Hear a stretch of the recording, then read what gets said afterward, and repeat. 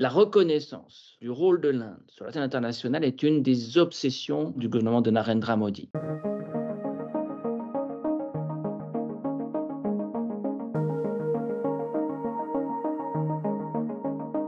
We are 1/6 of the world's population.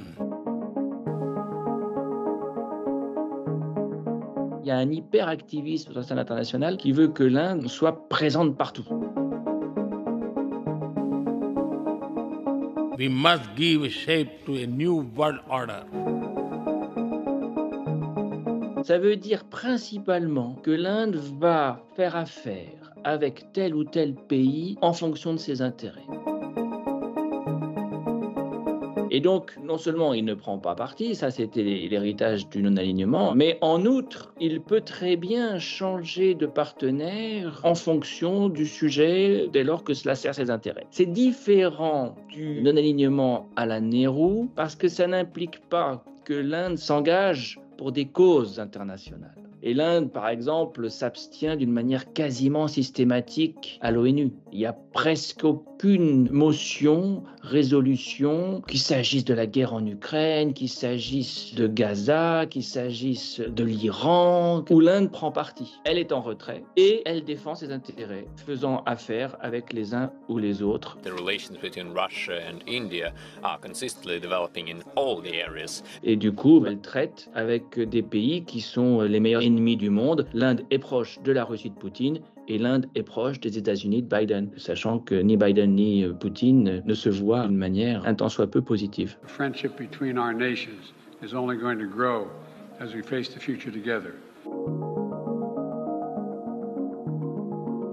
Ça, c'est le reflet d'un activisme international assez récent. C'est-à-dire qu'on a depuis 2014 un gouvernement nationaliste hindou qui prône une identité, voire un identitarisme assez militant. Et la reconnaissance du rôle de l'Inde sur la scène internationale est une des obsessions du gouvernement de Narendra Modi. Il y a un hyperactivisme sur la scène internationale qui veut que l'Inde soit présente partout. Ça va de pair avec le plurilatéralisme. Vous défendez vos intérêts vis-à-vis de différents partenaires. Ces différents partenaires appartiennent à différentes institutions, multilatérales, minilatérales, il faut en être. Et ça marche. Beaucoup d'électeurs indiens saluent la présence de l'Inde, la reconnaissance de l'Inde, le prestige de l'Inde que Narendra Modi leur a apporté. La Chine expansionniste avec les routes de la soie l'encercle littéralement. En tout cas, elle perçoit la situation comme étant celle d'un encerclement. Les Chinois sont présents au Népal, sont présents au Bangladesh, sont présents à Sri Lanka, sont présents bien sûr au Pakistan, sont présents aux Maldives. Son voisinage est maintenant en quelque sorte sous tutelle ou quasiment, dans certains cas, chinoise. Il lui faut exister, il lui faut résister et du coup prendre des initiatives qui lui permettent de nouer des liens avec des partenaires qui l'aideront face à la Chine. Et du coup, on la voit prendre des initiatives dans l'Indo-Pacifique. Et l'Indo-Pacifique, c'est le troisième point que je voulais ajouter aux deux premiers, qui explique qu'elle soit si active à l'international. Donc, ça fait beaucoup de raisons pour expliquer cette ubiquité, en quelque sorte, cette présence de l'Inde dans tant d'enceintes internationales. Nous allons aujourd'hui continuer à renforcer cette relation de confiance historique entre nos deux pays. On cherche à l'avoir dans son camp parce qu'elle n'a pas encore choisi son camp, elle ne choisit pas son camp. Et donc tout le monde espère l'attirer à soi. Donc vous avez des défilés de grands diplomates, de ministres des Affaires étrangères, de Lavrov à Blinken, à Delhi, et puis de présidents français notamment, Premier ministre britannique. L'avantage pour l'Inde, c'est qu'elle peut faire son marché, entre guillemets, dans des pays qui ont l'espoir de l'attirer à eux.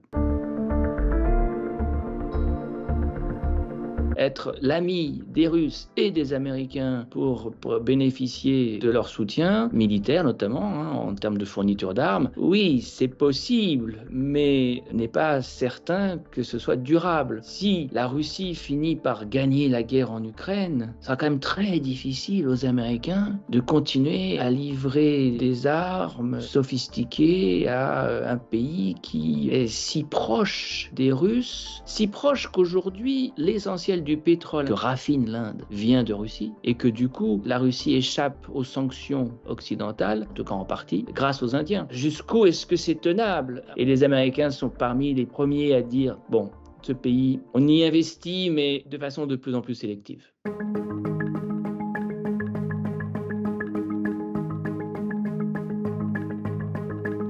Ils ont vraiment l'ambition, lorsque l'Inde célébrera le 100e anniversaire de son indépendance, 2047, d'être l'une des toutes premières économies du monde, la 3e au minimum. When India grows, the world grows.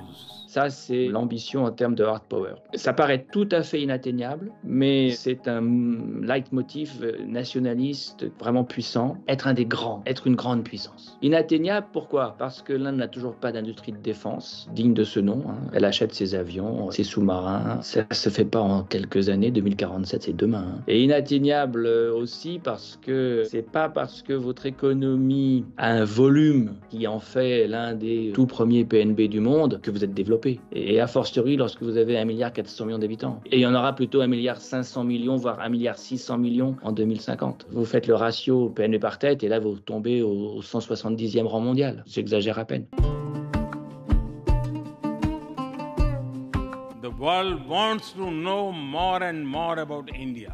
C'est être, comme le dit Narendra Modi, le gourou du monde, Vishwaguru. C'est celui qui apparaît comme une conscience morale globale, celui qui donne le là en termes de valeurs, celui dont on reconnaît la sagesse, la spiritualité, la profondeur. Together, we shall give a better future to the world and a better world to the future.